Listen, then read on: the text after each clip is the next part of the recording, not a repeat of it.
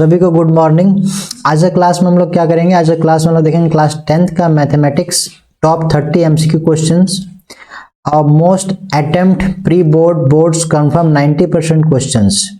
मतलब 90% का मतलब है कि 95% जो लिखा हुआ है इसका मतलब है कि आपको बोर्ड्स में इससे आपको 5% तक कंफर्म क्वेश्चन आने का चांसेस है और सेम टू सेम भी आपको क्वेश्चन देखने को मिल सकता है और काफ़ी ये इम्पॉर्टेंट कॉन्सेप्ट वाइज क्वेश्चन है। इस कॉन्सेप्ट को समझिए और आपका बोर्ड्स का एग्जाम काफ़ी बेहतर जाने वाला है। ये question CBSE, JAC, Bihar board, Uttar Pradesh board, Rajasthan board सभी के लिए इम्पॉर्टेंट है।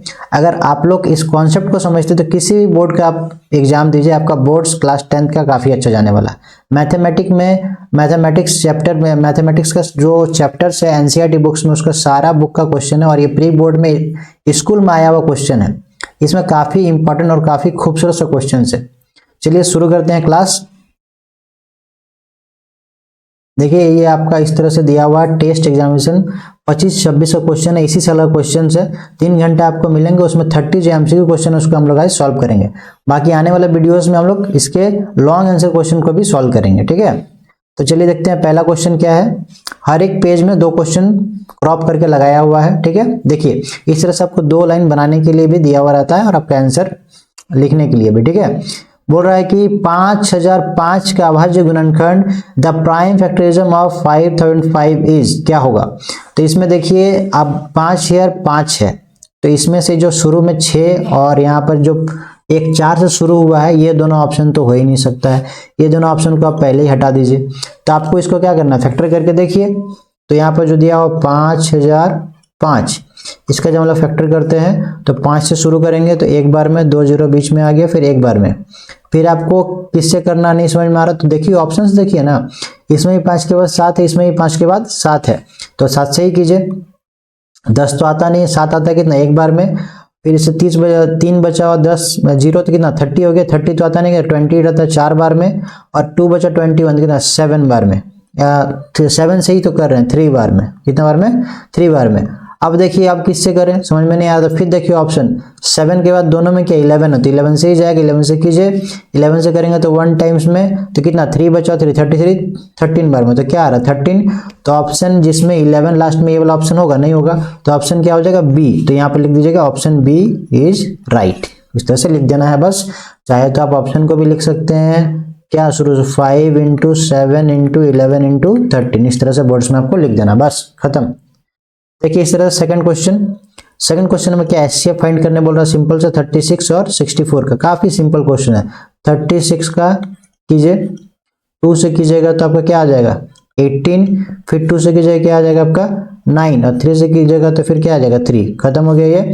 अब देखिए ये आपका जो 64 है इसको कीजिए, 2 से कीजिएगा कितना आ जाएगा आपका 3 2 32, फिर 2 से कीजिएगा कितना आ जाएगा आपका 16, फिर 2 से कीजिएगा कितना हो जाएगा आपका 8, फिर 2 से कीजिए कितना आ जाएगा 4, फिर 4 से कीजिए कितना आ जाएगा आपका 2। खत्म हो गया। तो अब लिख लीजिए जैसे लिखते हैं 36 का क्या क्या आ गया 2 × 2 × 3 × 3। अब देखिए इधर 64 में क्या क्या है 2 × 2 × आगे आया, आगे कोई मतलब नहीं है इसमें। देखिए 2 2 बार आया, इसमें 2 बार आया, बाकी और भी आया तो उसमें वो क्या मतलब कॉमन निकालते हैं ना। एससीएफ में क्या लिखता है common, SCF is highest common factor.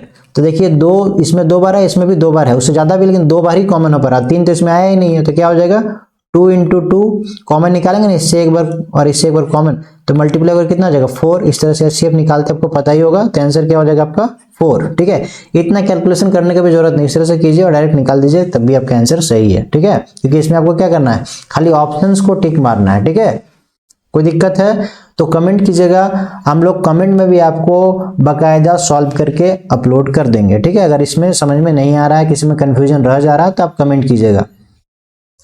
चलिए नेक्स्ट क्वेश्चन, ये तो बनाने का पेज था।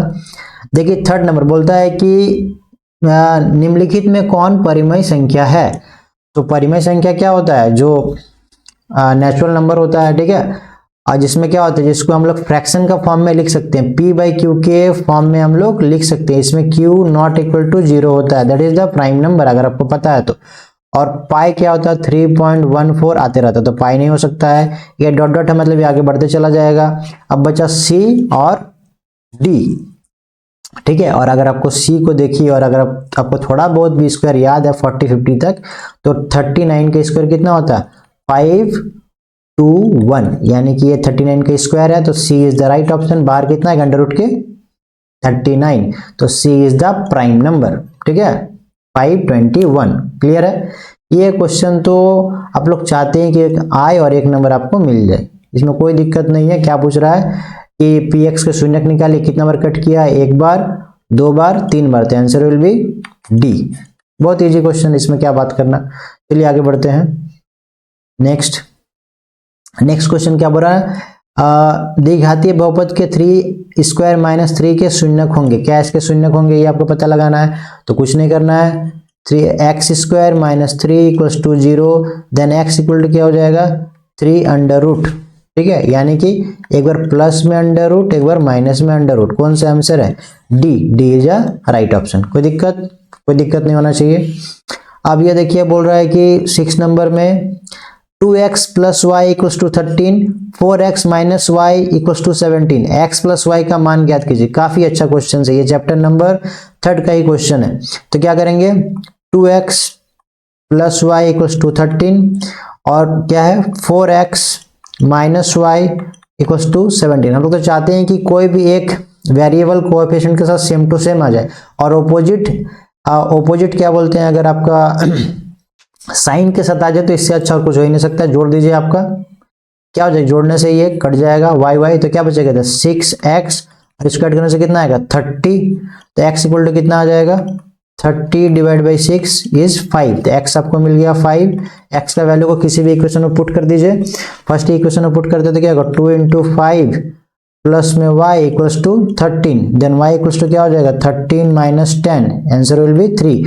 तो आपके पास x कितना है, आपके पास x है 5 और y कितना है 3, तो आंसर क्या हो जाएगा 8। क्या हो जाएगा 8 इज अ राइट ऑप्शन। कहाँ ऑप्शन भैया B number, B is a right option, ठीक है। कोई दिक्कत नहीं होना चाहिए। चलिए आगे बढ़ते हैं।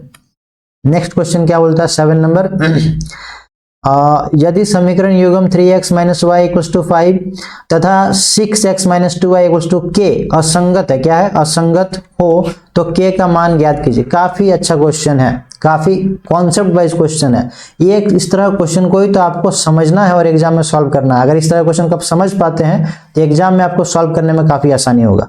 तो देखिए इसमें क्या करना है, जब कोई भी दो असंगत कब होता है, दो समीकरण या इक्वेशन असंगत कब होता है, तब होता है जब वो क्या होता है समांतर रेखाएं फॉर्म करती है। कैसी रेखा फॉर्म करती है, समांतर, पैरेलल। कैसा, पैरेलल, यानी कि दो ऐसी रेखाएं हैं जो कभी भी एक दूसरे को प्रतिच्छेद नहीं करेगी, इसका कोई भी आंसर, कोई भी हल आपके पास नहीं आ पाएगा। इसका इक्वेशन कैसा होता है a1 by a2 equals to b1 by b2 और not equals to c1 by c2। ये आपको देखना है, ये आपको पता होना चाहिए। तो आप देखिए पहला कोएफिशिएंट क्या है, मतलब 3 और नीचे क्या होगा 6 इक्वल्स टू क्या आना चाहिए -1 बाई -2। अगर आप ध्यान से देख पा रहे हैं यहाँ तो ठीक है। अगर आप बोलिएगा तो लिख भी सकते हैं। जैसे पहला वाला में क्या है, ये आपका a1 है, ये b1 और ये c1, this is the a2 b2 c2। और नॉट इक्वल्स टू में क्या आना चाहिए, नॉट टू में आपका माइनस के, इधर आता तो माइनस होता, और नीचे में कोई भी एक ऊपर में नहीं तो नीचे था, नीचे के आना चाहिए था। चलिए हटाइए, इसको इरेज कर देते हैं। ऊपर में क्या आना है भैया, पहला में दिया हुआ -5 और नीचे में k आपको लाना है। k को ऐसा नंबर लाना है जो क्या होना चाहिए 1/2 के इक्वल नहीं होना चाहिए। कट के कितना आ रहा है 1/2 ही ना आ रहा है, तो ये क्या होना चाहिए 1/2 नहीं होना चाहिए। तो 5 के नीचे 10 नहीं होना चाहिए। अगर 10 नहीं होता तो 1/2 ये कभी नहीं हो सकता है। इस कारण से ये जो k इक्वल्स टू नॉट 10 लिखा हुआ, that is the right option. आप गलती से भी 10 को मत मार दीजिएगा, क्योंकि आपको यहाँ पर नहीं लाना है 1/2, तभी वो क्या होगा, वो दोनों इक्वेशन समान असंगत होगा। कैसा होगा असंगत। तो यहाँ पर क्या हो जाएगा -10, मतलब 10 नहीं होना चाहिए बस, ठीक है। -10 होना ही नहीं चाहिए। अगर 10 नहीं होता है, बाकी कोई भी नंबर होता है तो चलेगा, तब ये दोनों समीकरण कैसा है, दोनों समीकरण असंगत है। उम्मीद है कि आपको समझ में आया होगा, ठीक है। अब देखिए 8 नंबर नहीं समझ में आए कमेंट कीजिएगा, बकायदा प्रॉपरली सॉल्व करके स्टेप वाइज हर एक चीज लिख के भी आपको हम लोग डाल देंगे, इसमें भी तो क्लियर हो ही जाना चाहिए। अब देखिए 8 नंबर में क्या कहता है, निम्नलिखित में कौन द्विघाती समीकरण है, which of the following is a quadratic equation. Quadratic equation होने के लिए कंडीशन है भैया कि ax square plus bx plus C equals to 0, जिसमें क्या बोलता है कि a नॉट इक्वल टू 0, कभी भी a जो है यानी कि x स्क्वायर का जो कोएफिशिएंट है, गुणांक है, वो कभी भी 0 नहीं होना चाहिए। बाकी ये सब नहीं, ये सब 0 भी हो जाएगा, b 0 हो जाए, c 0 है तब भी चलेगा, मतलब कि bx cx ना भी हो तो चलेगा, x स्क्वायर होना चाहिए। That is the standard form of the quadratic equation. तो आपको सॉल्व करके चेक करना पड़ेगा ना कि कौन सा है नहीं है, ठीक है।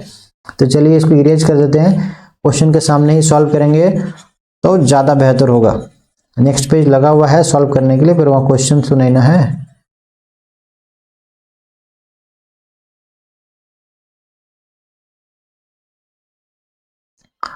चलिए देखते हैं, पेन ले लेते हैं। हाँ, पहला दिया हुआ है कि ए नंबर में, ए में क्या दिया हुआ है, x plus 3 equals to X square, यानी कि क्या हो जाएगा, मल्टीप्लाई करेंगे तो X square plus 3 equals to X square. तो भैया एक्स तो खत्म, तो ये नहीं हो सकता, ये एक्स स्क्वायर ही तो चाहिए।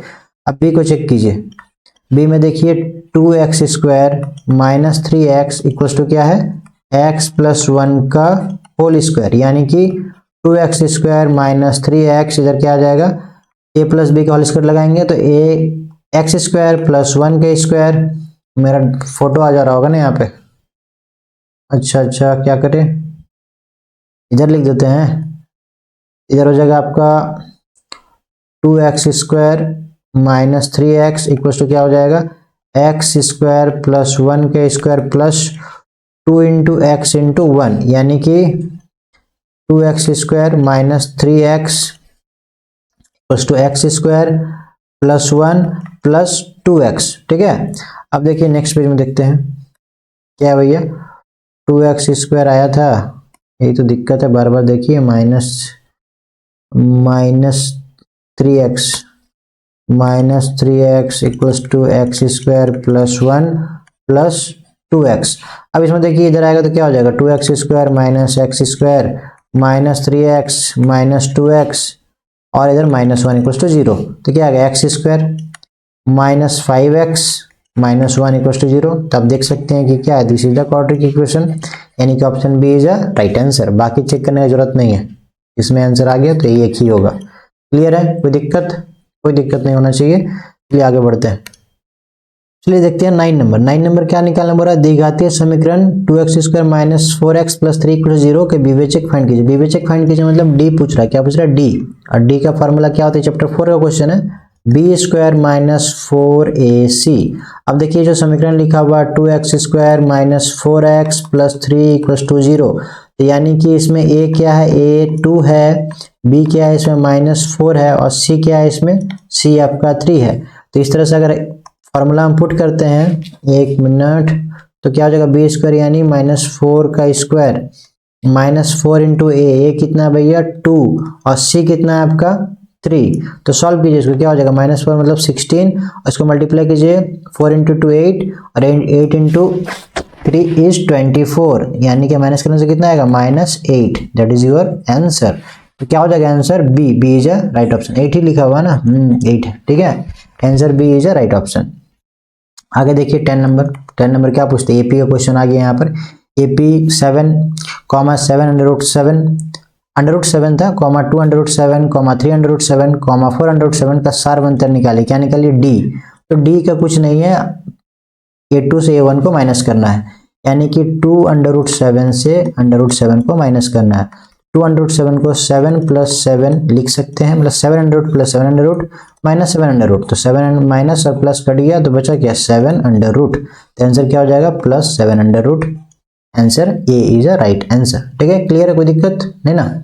चलिए आगे देखते हैं, अगला क्या है 11 नंबर, बोला कि 21 18 15 12 का 10वां पद है, का 10वां पद पूछ रहा है, क्या पूछ रहा है, 10 टर्म पूछ रहा है ना।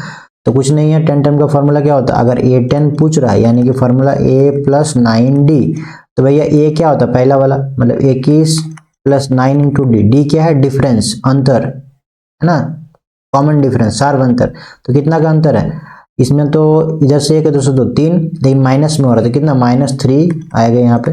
इसको सॉल्व कीजिए, क्या हो जाएगा 21। अब मल्टीप्लाई कीजिए 3 9 से 3 का, तो कितना आएगा -27, नहीं ना आ रहा है, हाँ 9 3 27, ठीक है। तो कितना आ जाएगा माइनस करने से आ जाएगा -6। तो B is a right answer. क्या हो जाएगा इसका आंसर बी। क्लियर है, कोई दिक्कत तो कमेंट कीजिएगा। देखिए 12 नंबर, चैप्टर 7 में पहुंच गए हम लोग। चैप्टर 7 में क्वेश्चन है, बोला कि बिंदु ए 0 0 है और बिंदु बी -3 -4 है, बीच की दूरी निकालिए। तो देखिए मान लीजिए ये ए है और ये आपका बी है।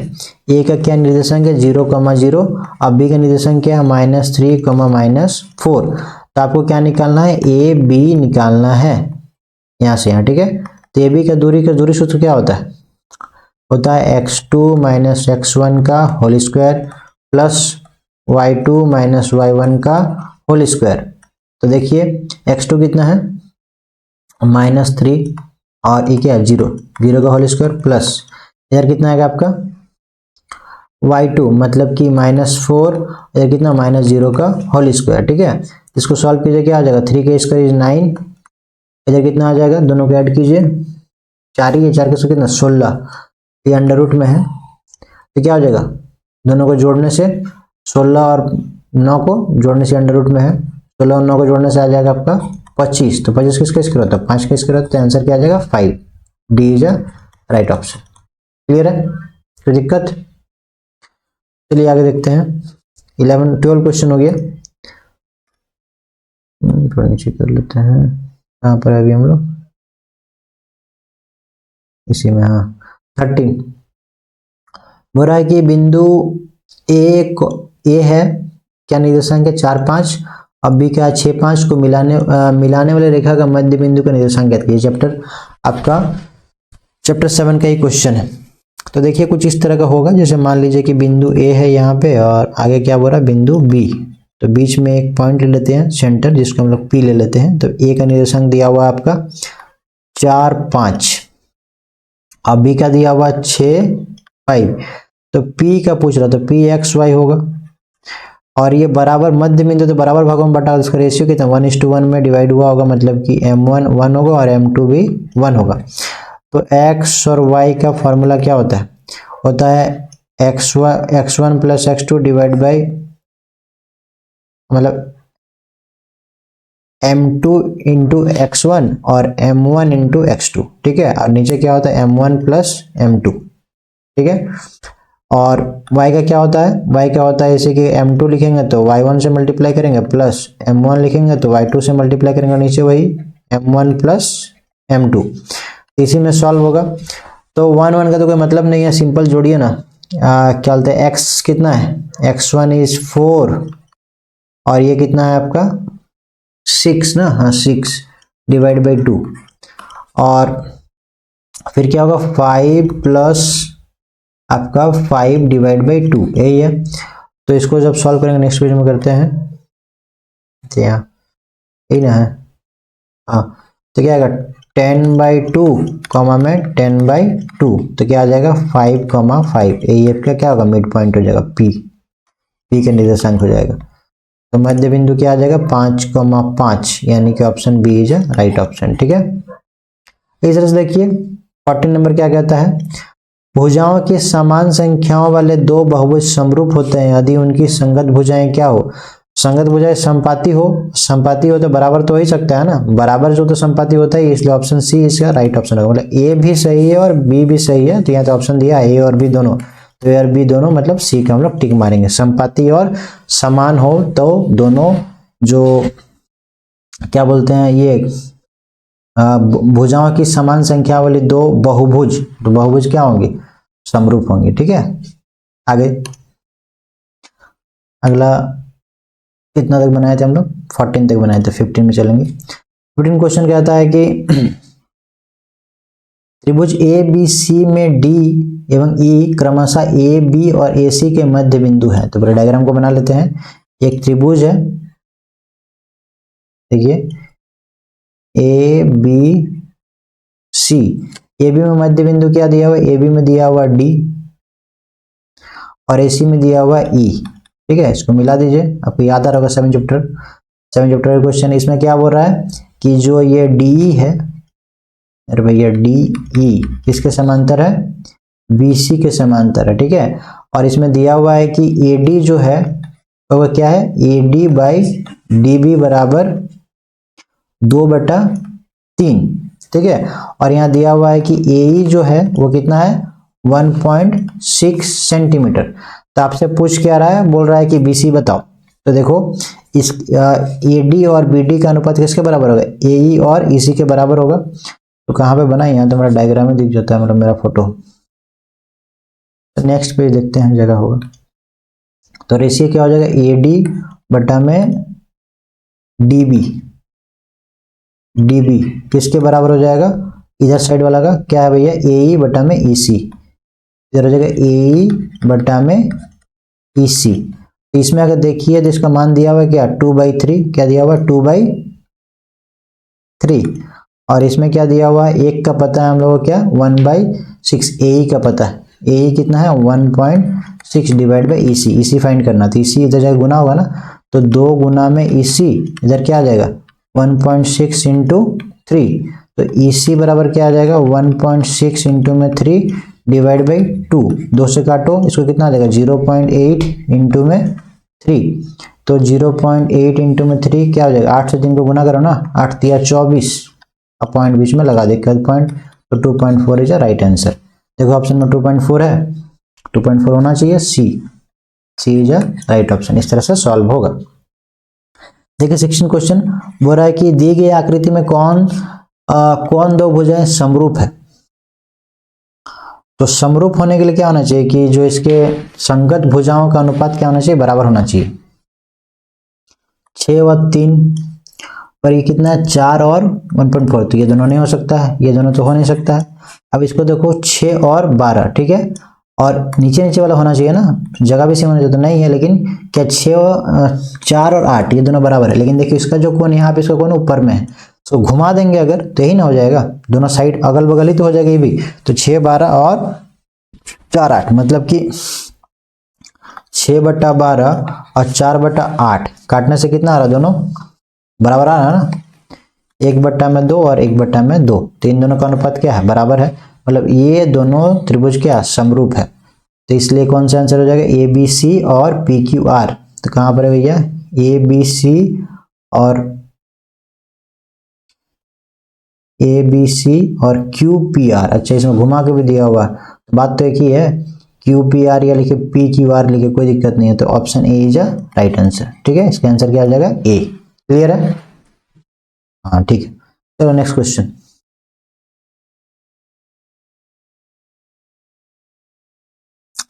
देखिए 17 नंबर क्या कहता है, बोल रहा है कि कहाँ गया, यदि एक वृत्त के दो समांतर रेखाओं के बीच की दूरी 10.8 सेंटीमीटर है तो वृत्त की त्रिज्या क्या होगी। बहुत अच्छा क्वेश्चन है।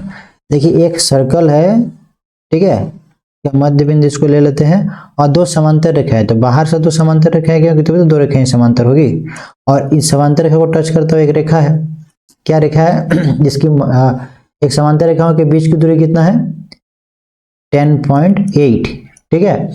तो 10.8 जो समांतर रेखाओं के बीच की दूरी है, सेंटर से ही ना पार करेगा, तो ये क्या हो गया, व्यास हो गया, ठीक है। आप पूछ क्या रहा त्रिज्या, तो त्रिज्या क्या होता है, त्रिज्या व्यास का आधा होता है, यानी कि 10.8 डिवाइड बाई 2, तो कितना जाएगा 5.4, सिंपल। तो आंसर क्या हो जाएगा 5.4। बस तुमको समझना था कि ऐसा डायग्राम बनना था, हो गया। देखो 8 नंबर, एक वृत्त की कितनी स्पर्श रेखाएं हो सकती है, ये सब तो आंख मूंद के मार देना है। सी नंबर अनंत, कितनी स्पर्श रेखाएं हो सकती है, अनंत। चलिए ये सब आप लोग को नंबर देने के लिए क्वेश्चन होता है कि पास कर जाइए आप लोग। अगला क्वेश्चन देखो 19 नंबर आपका 10 चैप्टर का क्वेश्चन है, काफी अच्छा क्वेश्चन है। बोल रहा है कि x का मान निकालिए। तो ये दिख रहा है TPOR, एक क्या है, चतुर्भुज है। चतुर्भुज के चारों कोनों के योग 180 डिग्री होता है, तो जोड़ो फटाफट। और जहां ये स्पर्श रेखाएं टेंजेंट है, 90 बनाया है ना, तो क्या हो जाएगा x प्लस 90 डिग्री प्लस में 90 डिग्री, और एक दिया हुआ कितना 120 डिग्री, बराबर कितना होना चाहिए, एक 360 डिग्री। तो अगर जोड़ते हुए तो कितना आ जाएगा, जोड़ के ही लिख दो, 180 और 20, तो 20 दिए तो कितना हो गया 200 और 300, 300 बराबर 360 डिग्री, यानी कि x बराबर क्या आ जाएगा 360 डिग्री माइनस में 300 डिग्री, तो कितना आ गया 60 डिग्री। तो आंसर क्या हो जाएगा बी। सिंपल क्वेश्चन, आंसर आपके पास है। आगे देखो, बड़ा 3/4 तो साइन क्या हो जाएगा, कुछ नहीं, इसका उल्टा करके लिख देना हमेशा, 4/3, ए इज द राइट आंसर, खत्म। ठीक है, 10 अगर ये है तो जो भी पूछेगा उल्टा होगा, 4/3, 3/4 तो 4/3। चलो इस तरह से आगे बढ़ते हैं। चलिए देखिए चलिए देखिए अगला क्वेश्चन क्या है, 21 नंबर। क्या कहता है, यदि 2 sin थीटा इक्वल्स टू 1 तो थीटा का मान ज्ञात कीजिए। तो इसको ऐसे लिखिए ना, 2 sin थीटा इक्वल्स टू 1, यानी कि sin थीटा बराबर क्या हो जाएगा, sin थीटा इक्वल्स टू 1/2। तो बस आपको पता लगाना है कि 1/2 साइन का किसका वैल्यू होता है, तो sin 30 का वैल्यू कितना होता है 1/2। तो आंसर क्या हो जाएगा 30 डिग्री, ऑप्शन में है ना ए इज अ राइट ऑप्शन। ठीक है, कोई दिक्कत, क्लियर है, इसमें याद रखना है बस। आगे देखो, ये क्या था 22 नंबर, क्या बोल रहा है, 4 cos square 45 degree plus 4 sin square 45 degree का मान निकालिए। ठीक है, तो ये थोड़ा बनाना पड़ेगा, बना तो इसको इरेज कर देते तो क्लियर हो गया होगा आपको। बाकी तो रिकॉर्डेड वीडियो है, पीछे कीजिए, हमेशा के लिए रहेगा।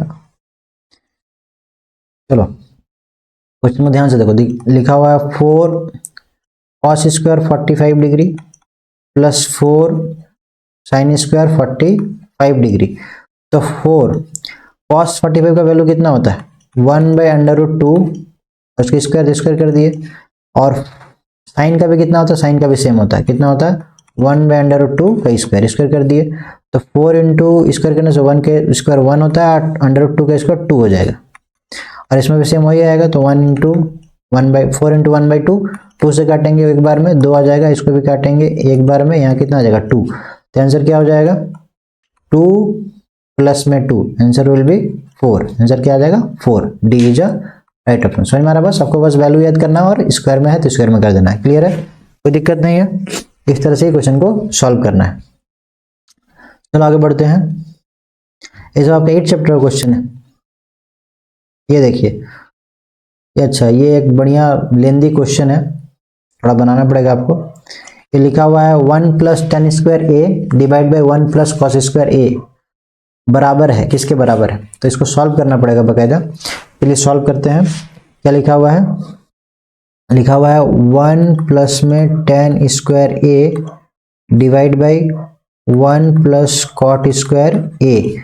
तो आपको पता होना चाहिए कि 1 + tan square, 1 + tan square divide by 1 + cot square. तो 1 + tan स्क्वायर किसका वैल्यू होता है, ये वैल्यू होता है आपका sec स्क्वायर ए, और 1 + cot स्क्वायर किसका वैल्यू होता है cos स्क्वायर ए। ठीक है, अब ये तो आ गया, तो cos स्क्वायर और sec स्क्वायर और cos स्क्वायर, तो sec स्क्वायर किसका वैल्यू होता है, sec स्क्वायर होता है 1/cos, तो sec स्क्वायर का नहीं, sec का वैल्यू होता है 1/cos, और cos का वैल्यू होता है 1/sin। ठीक है, तो स्क्वायर स्क्वायर तो स्क्वायर लगा के लिख देंगे। ठीक है, नेक्स्ट पेज में बनाते हैं।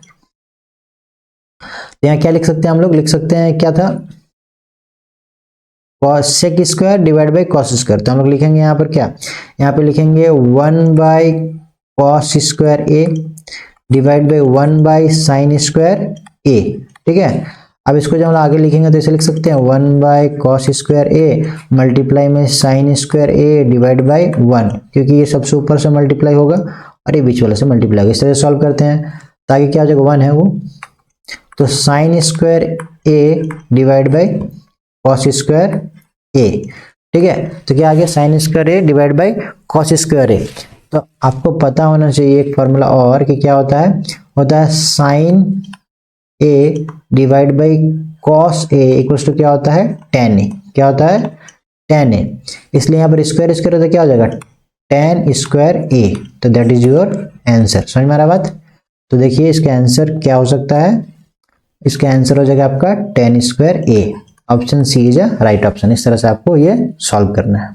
ठीक है, उम्मीद है कि आप लोगों को समझ में आया होगा। अगला क्वेश्चन देखिए, अगला क्वेश्चन क्या है, बोल रहा है कि 24 नंबर, भूमि के एक बिंदु से जो मीनार के बाद बिंदु से 30 मीटर की दूरी पर है, मीनार की शिखर का उन्नयन कोण 30 डिग्री है, तो मीनार की ऊंचाई क्या होगी। ठीक है, इसको इरेज कर देते हैं, यहीं पे बनाना होगा।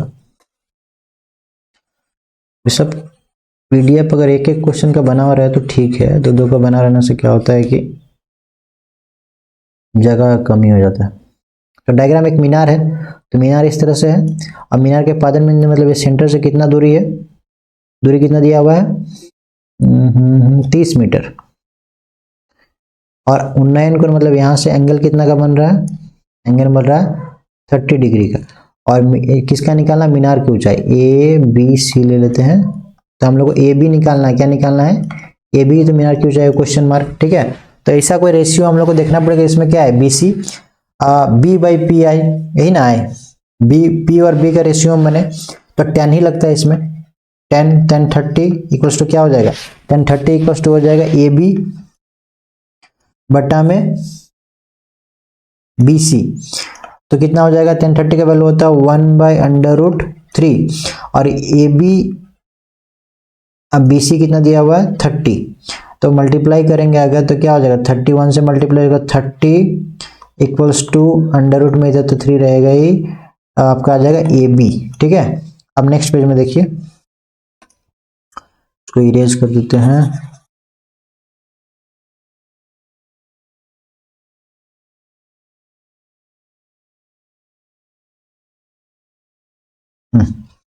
कितना हो जाएगा, क्या था ये, ए बी आया है आपका, A B equals to 30 divide by under root 3, तो रैशनलाइज करना पड़ेगा परिमीकरण, क्योंकि अंडर रूट नीचे नहीं होना चाहिए, under root 3 divide by under root 3 से मल्टीप्लाई करेंगे तो क्या आ जाएगा 30 अंडर रूट 3, और नीचे क्या अंडर रूट कट के 3 बाहर आ जाएगा, 3 से कटेगा कितना आ जाएगा 10, तो क्या हो जाएगा 10 अंडर रूट 3 मीटर सेंटीमीटर जो भी था, क्या था, एक मिनट यार, मीटर, क्या हो जाएगा आंसर, मीनार की ऊंचाई 10 अंडर रूट 3 मीटर, ये आपका आंसर हो जाएगा। क्लियर है, समझ में आया होगा। चलिए अगला क्वेश्चन देखते हैं। अगला क्वेश्चन 25 और 5-6 क्वेश्चन ही बचा हुआ है। बोरा के छायांकित भाग का क्षेत्रफल ज्ञात कीजिए। सिंपल क्वेश्चन है, फॉर्मूला आपको पता है, theta pi square divide by 360 degree, option B is right answer. ठीक है, आगे बोल रहा है कि त्रिज्याखंड का परिमाप इसका केंद्र 120 डिग्री और त्रिज्या 21 सेंटीमीटर है। तो देखिए त्रिज्याखंड का क्षेत्रफल पूछ रहा है, यानी कि एक ऐसा सर्कल है, इसमें से रेडियस कितना दिया हुआ है 21 सेंटीमीटर, और बीच का एंगल कितना है थीटा का 120 डिग्री। तो हम लोग का फॉर्मूला क्या लाएगा, परिमाप का पैरामीटर का फॉर्मूला आएगा theta divide by 360 into 2πr। ठीक है, यही लगेगा। नेक्स्ट पेज हम बनाते हैं, थीटा कितना दिया 120 डिग्री डिवाइड बाई 360 इंटू में क्या 2 इंटू पाई 22/7, आर है 21, 7 से कटा 3 आ गया, कटेगा कितना जाएगा 0 0 कटा 12 से कितना आ जाएगा 1 बटा कितना बार मतलब 12 3 36 3, क्या आ जाएगा 2 इंटू 22 इंटू 3, 3 3 कट गया तो क्या आ गया 2 इंटू 22 44 सेंटीमीटर ही होगा, हाँ सेंटीमीटर, तो 44 सेंटीमीटर आ गया। लेकिन इसे समझना है कि 44 सेंटीमीटर आया क्या, 44 सेंटीमीटर ये आया है बस आपका, मान लीजिए ए बी है ये और ओ। ठीक है, तो ये जो जगह है ये आर्क, ये जो जीवा, ये जो चाप है ए बी वही आया है। अभी तो ये जो त्रिज्याखंड में ओ ए और ओ भी तो भी पार्ट है ना, इसका भी तो परिमाप निकालना पड़ेगा। तो दोनों त्रिज्या है, त्रिज्या को क्या करना पड़ेगा जोड़ देना पड़ेगा, और फिर इस नीचे वाला से जोड़ दीजिए तो पूरा का परिमाप निकल जाएगा। ये समझना है आपको, नहीं तो 44 आंसर है क्या, नहीं 44 आंसर भी नहीं है तो, लेकिन अगर ऑप्शन दे दिया 44 तो मार्क ये गलत हो जाएगा। तो इसमें ऐड हो जाएगा 2 इंटू आर, दो त्रिभुज का जो साइड है इस तरह से बन रहा है ना, इसका जो साइड है ये 21 होगा ना, तो इसको ऐड करना पड़ेगा, 2 से मल्टीप्लाई कर दे रहे हैं, तो 44 इंटू में 21 यानी 44 प्लस में 42 यानी कितना आ जाएगा आपका 86 centimetre. This is the right answer. Clear है, ये यहाँ से जो स्टेप बढ़ रहा है इसको आप बार बार समझिए, नहीं तो फिर आपको आंसर लाने में दिक्कत होगा। ठीक है, बाकी तो सिंपल सा कॉन्सेप्ट है, इसलिए आंसर क्या आ जाएगा 86। ठीक है, चलिए इससे आगे बढ़ते हैं। 27 बोल रहा है कि 5 सेंटीमीटर भुजा वाले 3 घनों को अंत तक जोड़ा जाता है। ये काफी अच्छा क्वेश्चन है। परिमाणी ठोस का पृष्ठीय क्षेत्रफल ज्ञात कीजिए। तो भैया अगर मान लीजिए ये घन है, 3 को घन को इसे जोड़ देंगे तो ये तो घनाभ बन जाएगा, घनाभ बनेगा ना, क्योंकि इसका एल क्या हो जाएगा, लेंथ 3 गुना हो जाएगा, है कि नहीं। कितना दिया होता है 5। तो देखिए कहाँ गया मेरा लिखने वाला, हाँ ये यार, ये भी 5 है, ये भी 5 है, ये भी 5 है। एल कितना हो जा रहा है इसका 15, ठीक है। हाइट तो 5 ही रहेगा और चौड़ाई भी कितना रहेगा, ब्रेथ 5 ही रहेगा। ये आपको समझना है, यही बस समझना है, बाकी तो हो जाएगा। बाकी फार्मूला याद होना चाहिए। क्या फार्मूला होता है नेक्स्ट पेज में देखते हैं, एक पेज छोड़ा होगा बनाने के लिए। तो इसमें एल आ गया आपका कितना 15, एच आ गया आपका 5 और बी आ गया आपका 5। फार्मूला होता है 2 LH HB और क्या नहीं मिला, एल और बी कॉम्बिनेशन बस। तो मल्टीप्लाई कीजिए, एल कितना है 15 गुना 5, फिर 5 गुना 5, फिर 15 गुना 5, यही है। तो 2 बार है, 15 पचे 75, 5 पचे 25, 15 पचे 75, यही है। तो 2 25 और 75 100 और 75 175, यानी कितना आ जाएगा 2 गुना में 175, तो कितना हो जाएगा 75 75 150 और इधर 100 तो डबल 200, तो कितना आ जाएगा भैया, गुना कर लीजिए ना, 150 और 250 कितना आ जाएगा 250 ही ना आएगा, 350 कितना आ जाएगा 350। बड़ा कंफ्यूजिंग, कुछ नहीं भैया, 70 75 को डबल किया तो कितना आ गया 150 और इसको डबल किया तो 200, तो कितना आ गया 350। ऐसे भी बना सकते हैं ना, तो मल्टीप्लाई कीजिए चुपचाप, टेंशन नहीं लेना है। कितना हो जाएगा आंसर, कहाँ गया 350, ए नंबर राइट आंसर, ठीक है, कोई दिक्कत। चलिए अगला क्वेश्चन देखते हैं। अगला क्वेश्चन क्या है 28 नंबर, क्या कहता है, एक बेलन का व्यास 28 सेंटीमीटर और उसकी ऊंचाई कितना है 20 सेंटीमीटर, बेलन की कुल पृष्ठ क्षेत्रफल ज्ञात कीजिए। इसका फॉर्मूला क्या है, टोटल सरफेस एरिया का TSA का 2 पाई r h प्लस r, तो क्या हो जाएगा 2 22/7 और r कितना निकलना है, इसमें व्यास दिया हुआ ना, तो व्यास r क्या होता है, d का आधा होता है व्यास का आधा, यानी कि 28/2 बराबर कितना आ जाएगा 14 सेंटीमीटर। तो इसलिए यहाँ पर क्या हो जाएगा 14, और h कितना दिया हुआ 20, ऊंचाई वही है, प्लस में 14, 7 से काटे कितना बार में 2 बार में, तो क्या आ गया, इसको गुना किया तो हो गया आपका 44, इधर गुना में 2 तो जोड़ के लिखेंगे कितना हो जाएगा 34। इसको आपको गुना करना है और यहाँ पे आपका आंसर किस में आएगा, सेंटीमीटर स्क्वायर में आएगा। ये आपका गुना करके आपका आंसर लिख देना है, ये आपका होमवर्क रहेगा, ठीक है। इसे गुना कर सकते हैं, यदि इसको गुना किया कितना आ गया, राइट गुना 2 से किया 88 आ गया, फिर क्या करना है 34 से गुना कर दीजिए, इतना तो आप लोग कर ही सकते हैं। गुना करके आंसर लिखिएगा, इसी में से कोई ऑप्शन आपका आंसर होगा, ठीक है। चलिए आगे बढ़ते हैं। पहला क्वेश्चन देखिए 29, क्या कहता है, बोल रहा है कि यदि माध्य 30 है और माध्यिका 40 है तो बहुलक का मान ज्ञात कीजिए। तो इसका एक फॉर्मूला होता है बहुलक निकालने का, जब इस तरह से दिया रहता है तब। तो बहुलक का फॉर्मूला होता है क्या, बहुलक का फॉर्मूला होता है 3 इंटू माध्यिका, ठीक है, माइनस 2 गुना माध्य, बस बैठा दीजिए, याद रखना आपका फॉर्मूला।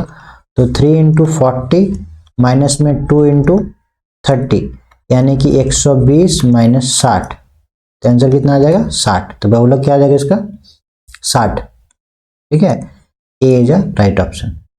अब आते हैं लास्ट क्वेश्चन 30 नंबर क्वेश्चन में, बोल रहा है कि पीई का पीई कितना दिया हुआ 0.05, तो ई नहीं की प्रयोक्ता क्या होगी। तो देखिए इसमें भी एक कॉन्सेप्ट ही है, जब हम लोग पीई प्लस पीई नहीं मतलब को जोड़ते तो कितना आता है 1, कितना आता है 1। तो इसमें हम लोग को पीई दिया हुआ, तो हम लोग को पीई नहीं निकालना है, ई नहीं है ना, तो क्या हो जाएगा 1 माइनस पीई, याद रखना है।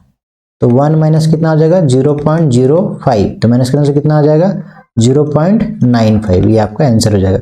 ये निकालने बोलता तो इसको माइनस करना है, अगर ये निकालने बोलता तो इसको माइनस करना है, याद रखना ये फॉर्मूला है आपका। क्लियर है?